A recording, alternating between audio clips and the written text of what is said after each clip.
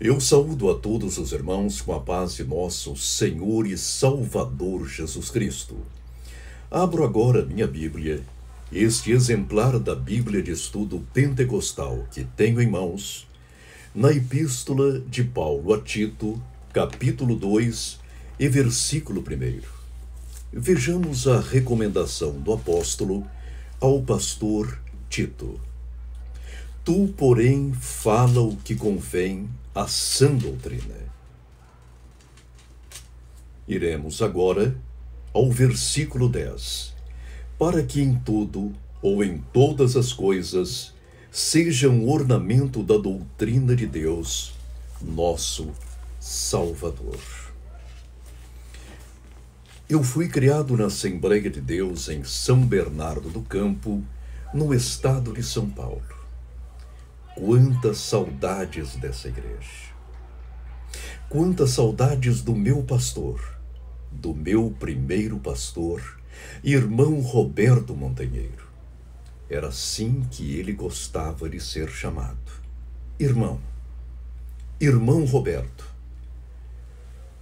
Um homem santo, enérgico e doutrinariamente conservador. As suas palavras conformavam-se em tudo com as Sagradas Escrituras. E quantas saudades também dos meus amigos, alguns já se foram, e outros estão aí a trabalhar na vinha do Senhor. Ah, que saudades do coral da minha igreja! Aqueles hinos, aquelas melodias, aquelas canções eternas. Não posso esquecer nada disso. E também da orquestra, daquela igrejinha querida. Ouço aqueles hinos a ressoar-me aos ouvidos até hoje. São cânticos imortais.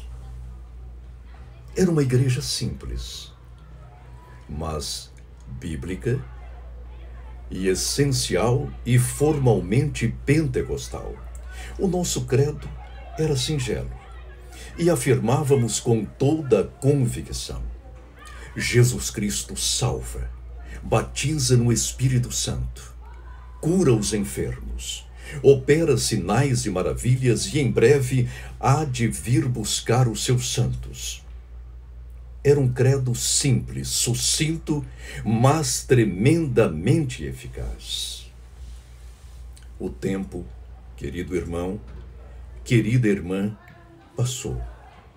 E hoje eu vejo a minha igreja a conviver com algumas ameaças. É claro que nós temos uma teologia ou doutrina oficial. E esta doutrina é excelente. Eu não conheço outra melhor ou mais excelente. Porque, se ela não tivesse esses atributos ou qualidades, eu estaria noutra igreja.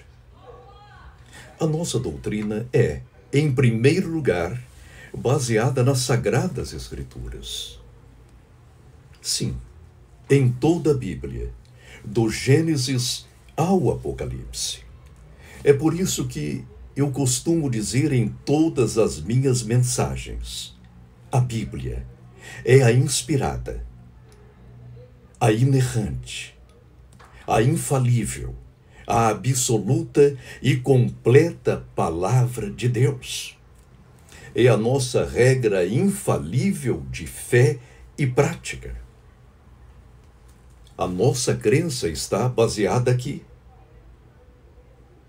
Por isso, eu afirmo, sem qualquer pejo, que eu acredito na atualidade do batismo no Espírito Santo e dos dons ministeriais e espirituais.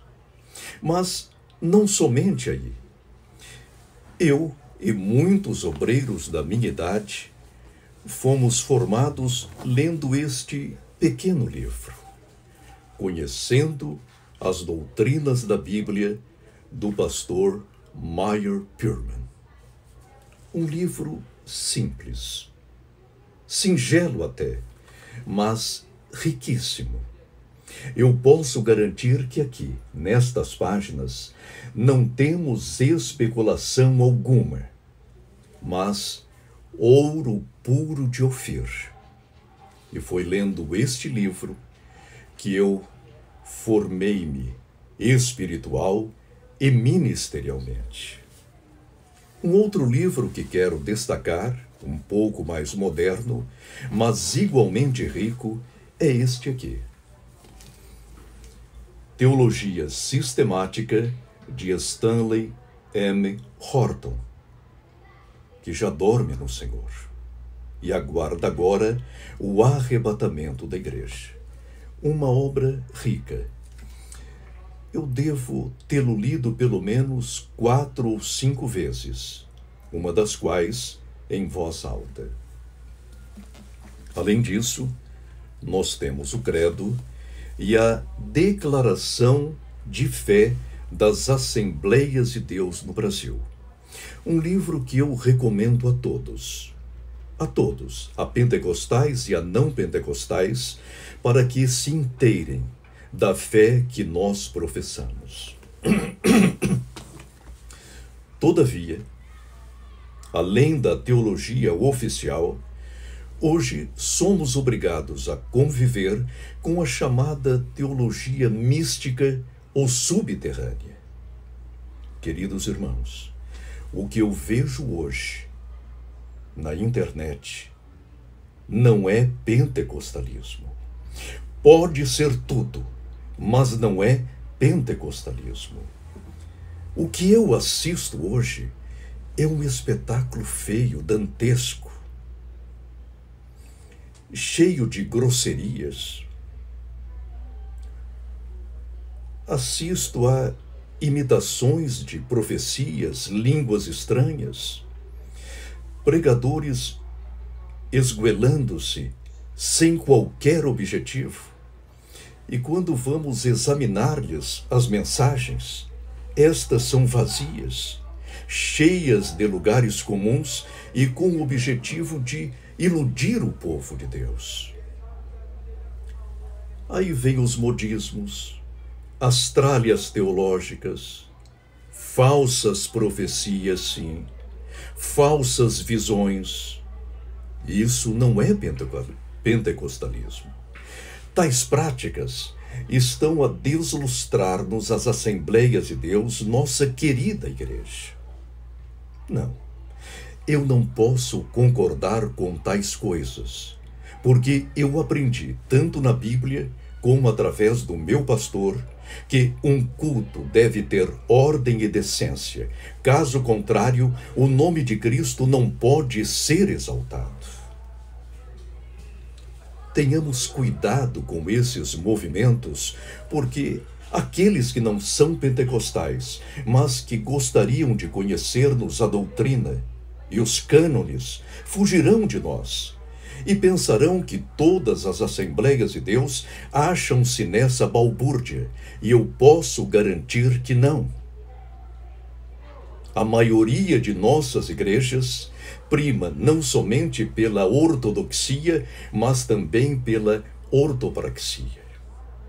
A nossa prática é boa, é perfeita, mas um certo grupo, um certo grupelho, desligando-se de nós, quer apresentar um pentecostalismo que não é pentecostalismo.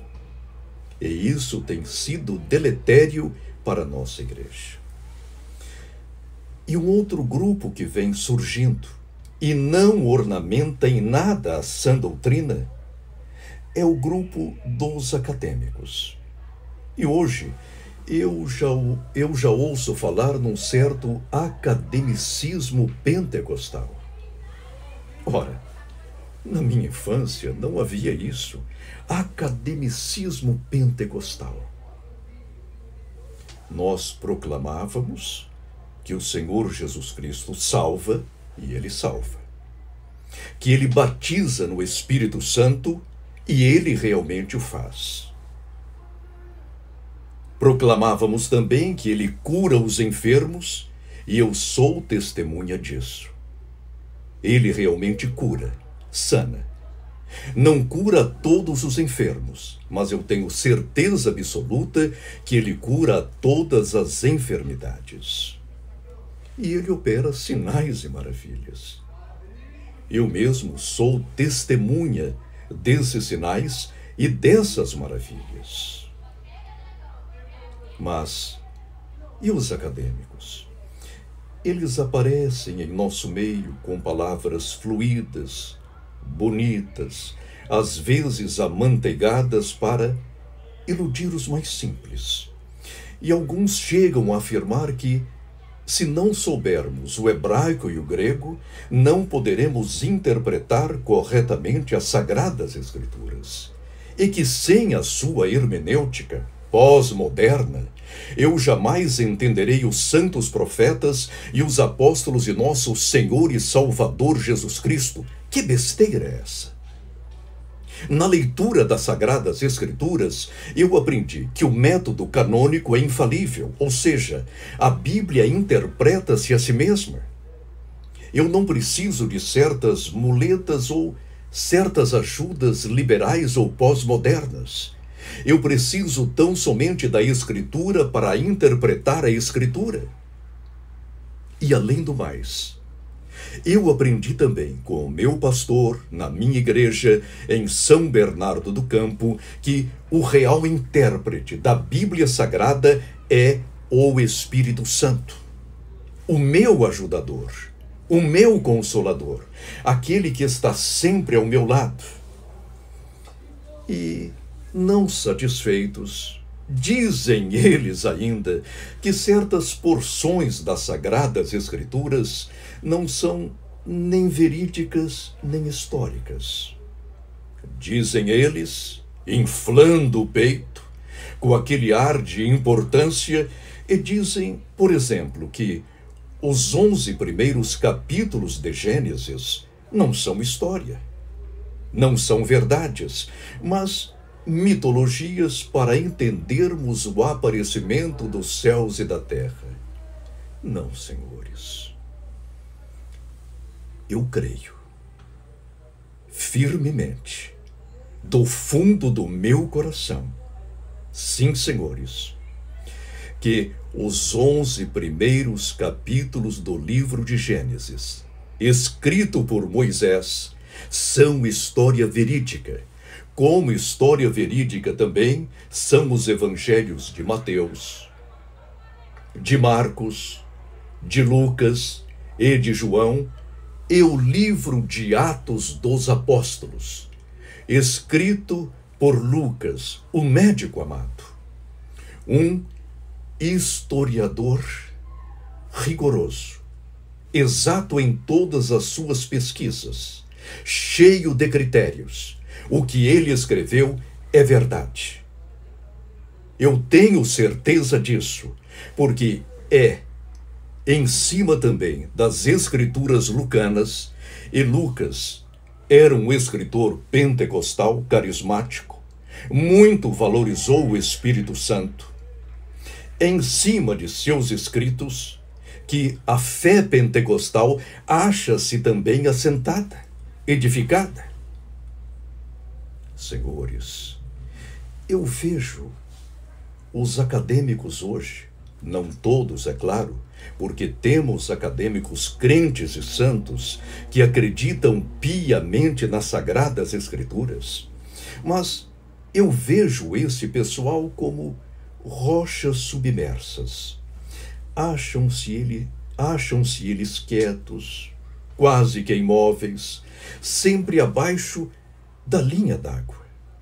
Mas, de quando em quando, a nossa embarcação dá neles, bate neles, e os prejuízos são grandes. São, às vezes, irreversíveis. Irmãos, em breve, o Senhor Jesus Cristo há de voltar para arrebatar a sua igreja.